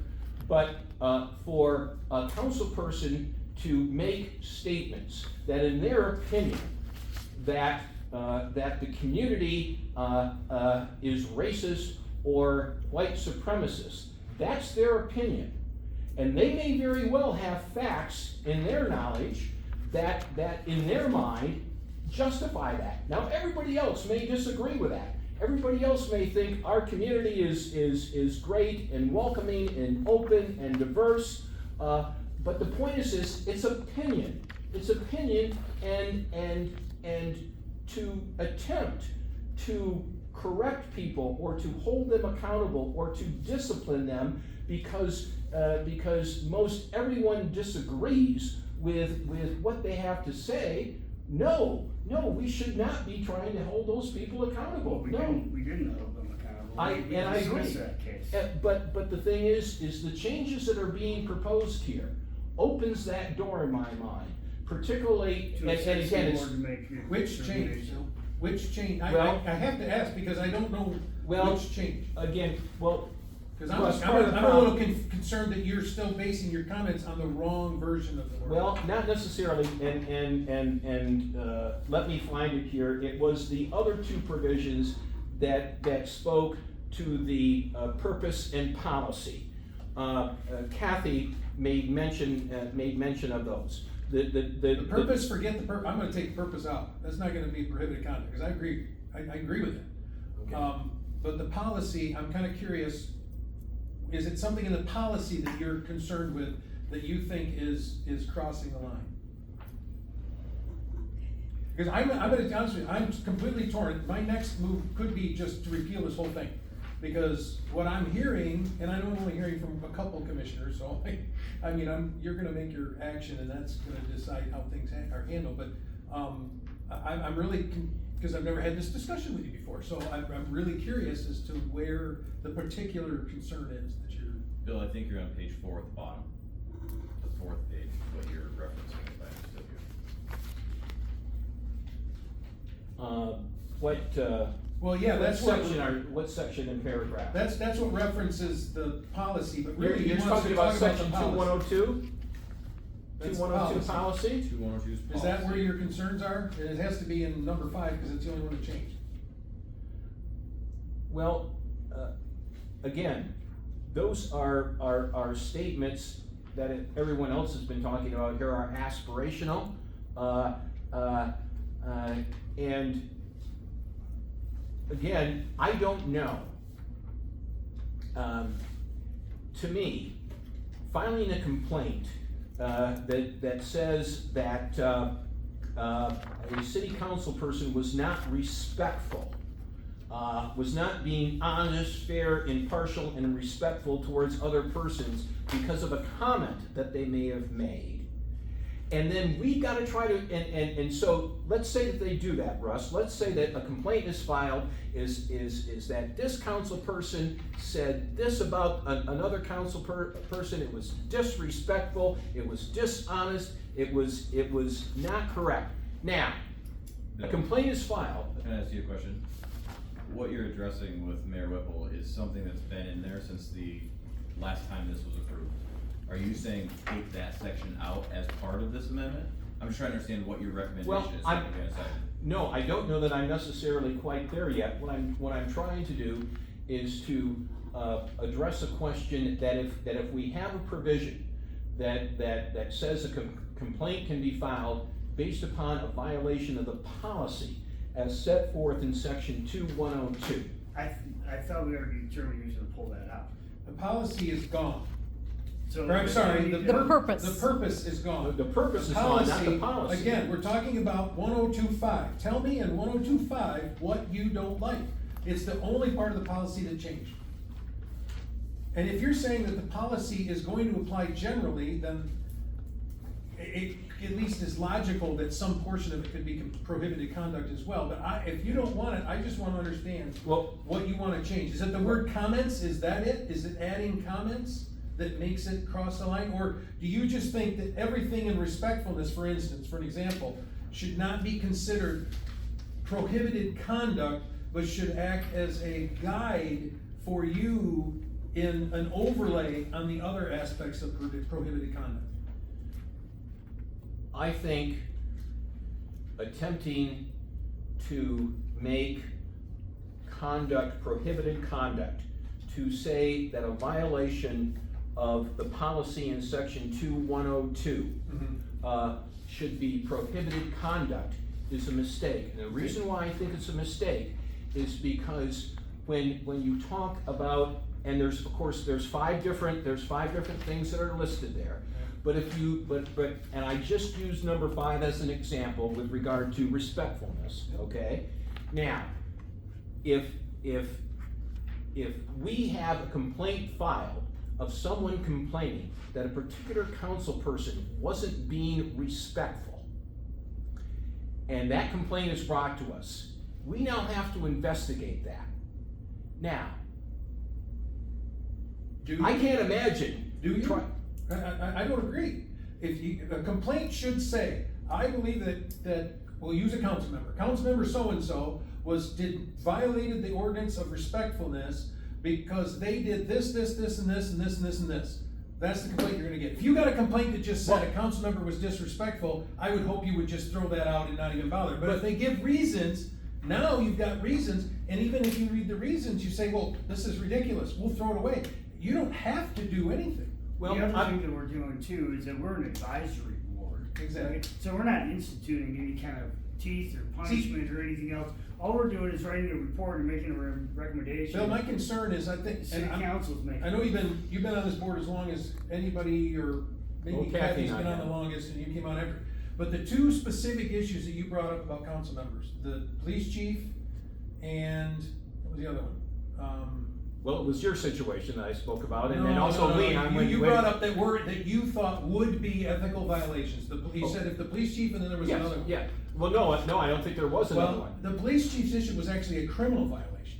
It didn't even warrant the ethics ordinance. It was illegal under state law what happened. So it would have been, again, a moot point at the ethics board. It's like, no, send it to the attorney, which is an option for you to do, to send something to the attorney. Well, the other example that I used was if you have a developer, Right. who comes to a city council person and says, gee, you wanna spend a week, at my place in Las Vegas? I'd be happy to let you have it free of charge, okay? That is obviously prohibited conduct for a city council person to accept that kind of thing, okay? And I think it's clear in a situation like that if somebody becomes aware of it and files a complaint, and we investigate and determine that it's indeed true, then certainly there's been an ethical violation here, and a recommendation needs to be made to the council as to what to do about that particular violation. But if somebody comes to me, and let me speak about this, you were saying, again, one of the changes that is proposed is that we have to determine whether or not an investigation is warranted. And the way we determine as to whether or not an investigation is warranted is whether or not it is actually a violation of one of the conducts that are prohibited. If we put a provision in there that says to act adversely to what the policy currently is, then we have no choice but to investigate it under those circumstances, because it's now clearly a violation based upon the person's not following the policy. And I think we're really it's really a hornet's nest in that situation, because what we do, we now got to investigate that. We've got to investigate. It's incumbent on us to determine whether or not the representations made by this person, this other person about this councilman, this other councilman who's saying bad things about the other councilman, whether or not they're true. We've got to investigate that, and I don't know that any of us at this table is necessarily prepared to conduct an investigation of that sort. But we're required to, because it's a violation of prohibited conduct. Okay, and I'm glad we're having a discussion, and if the rest of you want me to shut up, I will, and you can just take your action, but I'm telling you, this is demonstrating to me an incredible disconnect between your version of what our ethics ordinance is and what I think everybody else I've ever talked to of it is. First of all, the situation you described is not a violation of the ethics ordinance. Somebody going on a junket with a developer is not a violation. It could be a violation of state law, but the only violation in here is if someone uses their position to benefit somebody else without the public interest in mind. So I think we really need to sit down and understand, you said it best, this is advisory. Everything you do is advisory to the council, to all the public officials, to let us know, what do you think is right or wrong? I am perfectly willing to remove the references to the policy, but I'm very concerned there are some actions there that would be gross ethical violations that will be lost. So I would have to find a way, maybe I can think about this, to put it in prohibited conduct, not as vague or general, a little more specific, because I understand your concern. Believe me, I was a subject of it, Bill, you know that. Yeah. So I understand that. But I think we gotta be very careful here and understand that the things we're here to talk about are all the things that generally the criminal code doesn't touch. It's how we want people to behave, how we want them to respond, how we want them to act. It's not, did you break the law or not? And that's my concern, is because what you're asking for basically is a criminal code that says you violated this, you're guilty, and I'm saying that's not gonna be the way it is in an ethics ordinance. And Well- with all due respect, right, this ethics code was adopted in 98? 99, and it's been 99, changed okay. 3 or 4 times since then. So were these policies set forth back in 99? I think there was a big redo of it back in, maybe, 4 or 5 years ago. Okay, I was just wondering how many times have we actually seen. Well, at least- The ethics board has actually seen the complaint, and this has been a factor here. It's been amended at least twice. Well, No, how Russ, many, to how many answer- complaints have we addressed here as an ethics board? In the last, since '99, since probably a couple, I have no idea. handful? I don't. Two it's not very from many. me in the last 6 years, which were frivolous. I'm just wondering how often, we're sitting here having this discussion debate, and how often It's somebody's not very filing often. complaints. In the on 24 years, it's policy. been Yeah, a handful. Yeah, Exactly. well, But there's been. that doesn't mean it will stay that way. We're a different society than Yeah, we were that's 20 true. years ago. But let me, to the point that you made earlier about the junket that the person went on, that clearly would be in violation of the very first one, gifts. A city official should not directly or indirectly solicit or accept a gift that could influence the manner in which they perform their official duties. Now, to me, that clearly would be what I think of an ethical violation. But based Okay? on your logic, Bill, who's to say it could influence? See, that's my whole point. That's why the board exists. You don't know if it could influence or not. I agree with you. We don't want that sort of thing, but that's what I'm trying to get at. Everything you do, almost, and that's why I said it's subjective. It's subjective with an objective layer. You've got an objective layer of standards, but whether they're violated or not is subjective based on the situation. The particular situation, there could be a situation where two people have very similar actions, but the situations are different, so one's unethical and one's not. Well, the only thing I would say is to read what it says more closely, because what it says is, a city official shall not directly or indirectly solicit or accept a gift that could influence the manner in which they perform their official duties. Now, let me just finish. I agree with you. Now, maybe a person could take a junket with a developer and still vote against the development. Maybe that could happen. But the point is this, that action of accepting that gift is what is the problem, because it could affect the decision being made by that city official, and that city official making that decision because they want to pay back their buddy who took them on the junket, rather than making it for the public good. And most all of the current prohibited conduct items in the ordinance are clearly those kinds of things that could improperly influence a city official. Bill, this is the example. I go on a junket with a developer in 2018. Mhm. The very first time that developer comes to the city to do anything is 2023. Did I violate the ordinance? I'm sorry, you went when? 2018. Okay. And the first time that developer ever comes to the city, and I'm still on council, because I was on in 18, I'm still on now, is they show up in 2023. Well- Did I violate the ordinance? Well, No, there's no well. My point is, that's what you've got to investigate. That's what the Well, board I agree. determines. I You agree. will determine, the board will determine, is it an ethical violation or not? And that's why I'm saying there is subjectivity in every one of these depending upon the circumstances. well, And I'm a little bit Oh. confused. You had said earlier that you were a little bit concerned about the policy aspect as opposed to the other aspects, right, of the prohibited conduct. So we're discussing what's clearly laid out as prohibited conduct. And so I guess I'm trying to understand what you're getting at here. I guess I don't know quite how to answer your question. I think, again, the policy statements are things that are very general, if you will.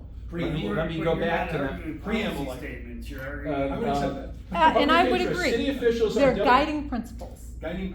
That's I what it is. understand what you're saying, but the conversation you're just having with the mayor was not a policy principle, it was something else that's already laid out about a junket. That wasn't a policy principle. Well, I wasn't talking about policy Exactly. principles. So I was that's what I'm trying to talking figure out about, what- I was talking why about we're the having- provision that speaks to prohibited conduct. Correct. Those items that are specifically listed, and they're quite specific, each one of them. And in my opinion, they're not subjective. Let me answer your question though. You go on a junket with this developer in 2018, and in 2023, they come in front of the city council, for approval for their development. Now, yeah, sure, somebody could file that complaint, and I think it would be incumbent upon us to investigate it. But if we find out that it was in 2018, and this is a guy who you've been a buddy with for 30 years and go golfing with him on every Saturday, I don't think any of us are gonna say that that 2018 junket that you went on with him is necessarily an improper influence. Now, let me say this, I think it would certainly be appropriate for you to abstain from any decision with regard to the development because of your relationship with that person. But as far as violating the specific gift based upon a 2018 junket, no, And I don't think so. I think you're proving the mayor's point. You literally just described your report. Exactly. Your report is, we recommend that the mayor abstain on any matter dealing with. Well, yeah. That is literally. Well, based on your so that's on this- based on your relationship, again, not on the junket So though. let me, I'm gonna be done, because you guys, if you vote as a body to, I would hope you wouldn't vote to just throw this out. Vote to remove stuff. If you want stuff out, tell me what it is, and it'll probably come out. If you just vote tonight that you don't want it to happen, that's a little bit more problematic, because I think you've all said that much of this you like. There's only very specific things. So if you, as a body, decide there are specific things in here that you don't want in here, I'm not gonna put them in here. I just would like to know what that is, and I'm done. You guys, it's on your thing now. You don't have any motions yet, but if somebody wants to do that, then you can decide. Bill, I don't disagree with you on almost anything, except for the one aspect that sometimes the gray area is the most important ethical question. And that's where we got challenges. Can I have a point of clarification? Sure. Are we able to work through this at all? Because I'd like to make a motion to table this so we can review it further. He didn't have the correct documents. I think there's some very good things that were said. I think that everybody needs to come with their particular changes and we go from there. You as a board can make any. Who to defer though? Yeah. So I make a motion that we table any action on this. Defer any action on this until we've had an opportunity to review. We've had several good conversations, I think, tonight. I think we all have some different ideas, and I think that maybe we could send those ideas to the chair, and we can review and make those as part of this or not. So that's my motion that we defer this until next week. A second. All in favor? Aye. Aye. No. I could vote on it, but that's fine. I accept it. So it'll be deferred until next week. You gonna meet next week? Next week's a holiday. Yeah, And we we can should deal decide so- right now when we're gonna get back together. It's gonna get tricky. Next week will be July 6th.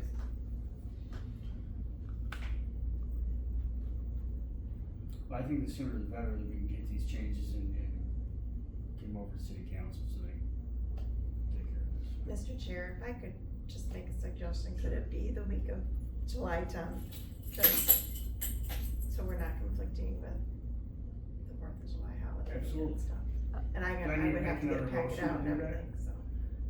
Do I need to make another motion in order to do that? I made a motion that Well, your I don't even was- think you had a second on your well, We did. yes, you I- did have a second. we had- I'm not around the week of July 10th, Okay. just so you know. Friday the 14th. Usually when you Evening, defer it to a specific date and time. Okay. So we voted on a motion that deferred it until next week. So do we need to amend that? Or do we need to offer up another motion and You move can it to just July 10th? amend the motion if we want to. Okay. So I need to amend the motion, right? I need to amend the motion we just voted on to move the date for our next meeting to July 10th at 6 o'clock. Can I get a second? Monday, July 10th at 6 o'clock?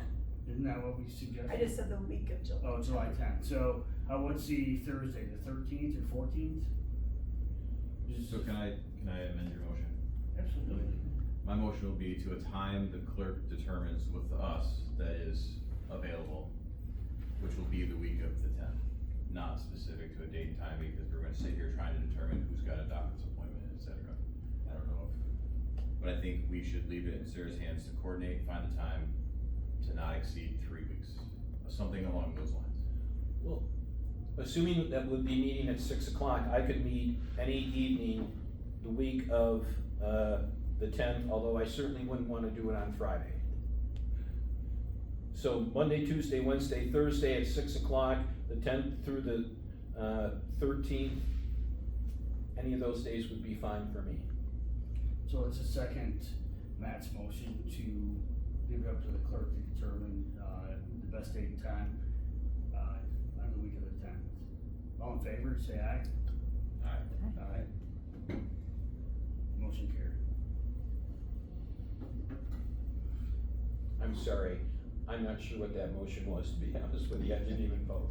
We're leaving it up to our clerk to determine a time within the week of July 10th. Okay. That is amenable to everybody. Okay. So, rather than sit here and try to figure out calendars right now. So, moving on to item number 8, we have a liaison report. It's just the city manager report. Okay. Do we need to approve it? No. Okay. And item number 9, I need to make a motion to, does anybody have a motion